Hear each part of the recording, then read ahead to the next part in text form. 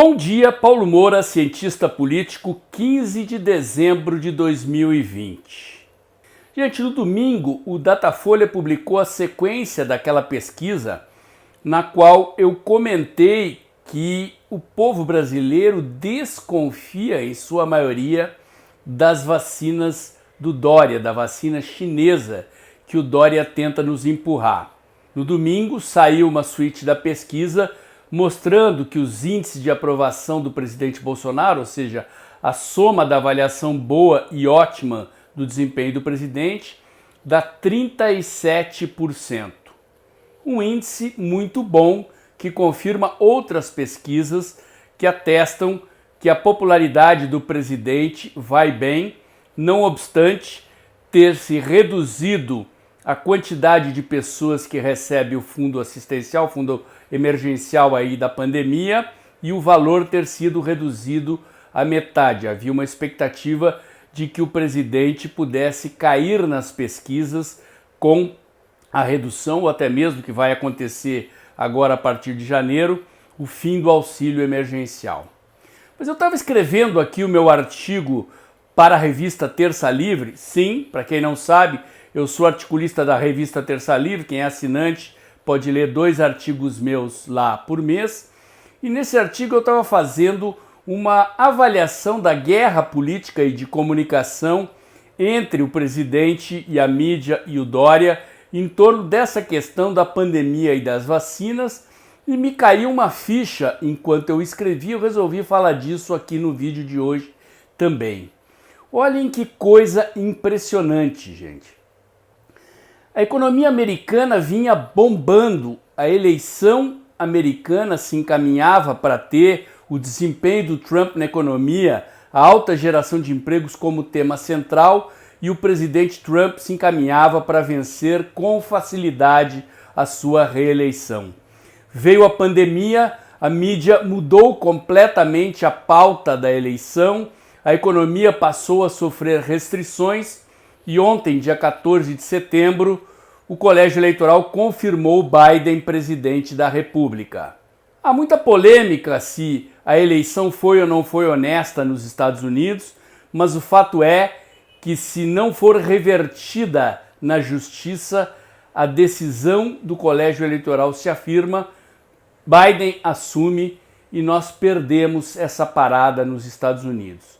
O presidente dos Estados Unidos, da maior potência do mundo, que praticou um dos melhores desempenhos da economia americana dos últimos anos, das últimas décadas, teria então perdido a eleição. Estou falando isso para que a gente tenha uma ideia do ambiente internacional que se criou contra a onda conservadora que resultou da eleição do presidente Trump, do presidente Bolsonaro, das vitórias eleitorais dos conservadores na Hungria, na Polônia e da vitória do Brexit na Inglaterra. Ou seja, antes disso acontecer, havia uma avalanche conservadora avançando para o poder no mundo e as forças globalistas então reagiram usando a pandemia, a paralisia econômica, e aqui no Brasil não tem sido diferente. Vou listar para vocês aqui um conjunto de acontecimentos que contribuiu para constranger o movimento conservador e o presidente Bolsonaro. Vamos lá, o primeiro eu já falei, o resultado da eleição americana, a perda de um aliado no poder é muito importante para dificultar a situação do governo do presidente Bolsonaro e das forças conservadoras no Brasil. A pandemia desmobilizou o movimento conservador. Gostemos ou não, nós saímos das ruas e nunca mais conseguimos fazer grandes manifestações como fizemos desde o impeachment da Dilma, da eleição do presidente Bolsonaro e mesmo durante o ano de 2019, primeiro ano do mandato do presidente. A mídia, assim como aconteceu no mundo, mudou completamente a pauta do noticiário, que passou a ser exclusivamente as quarentenas da pandemia e uma pauleira que já dura um ano completa contra o presidente, o dia todo em todos os noticiários, capitaneada especialmente por João Dória, governador de São Paulo, o cavaleiro do apocalipse que quer, se necessário, quebrar a economia brasileira para tentar derrubar o presidente Bolsonaro. Aconteceu também o inquérito das fake news no STF, famigerado inquérito ilegal, que, gostemos ou não, constrangeu grande parte das lideranças conservadoras nas mídias sociais. Paralelo a isso, a CPMI das fake news no Congresso.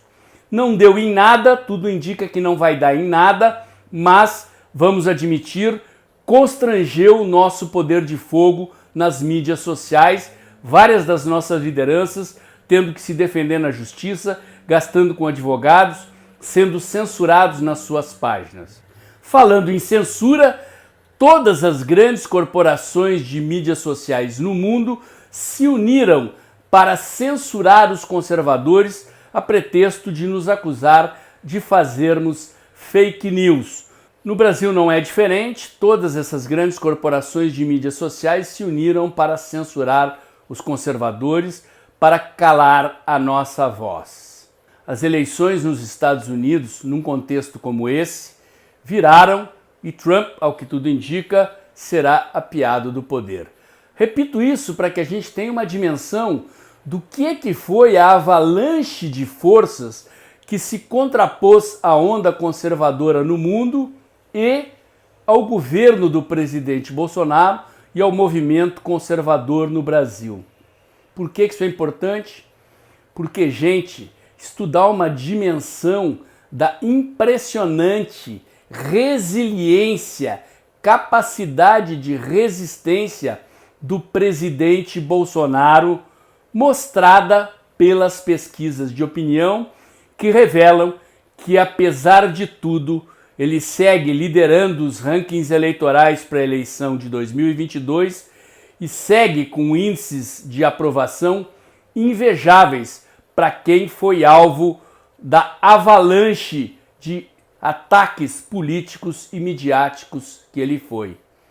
Impressionante. Não há outra palavra para caracterizar a capacidade de resistência do presidente Bolsonaro ante tamanhas forças inimigas. O comentário de hoje era esse. Se você gostou, curte, comenta, compartilha, positiva com o dedãozinho lá, aperta o sininho para o YouTube avisar você quando tem vídeo novo no canal, inscreva-se no meu canal e tenha certeza que todo dia de manhã cedinho tem um novo comentário aqui. O de hoje era esse e até o próximo.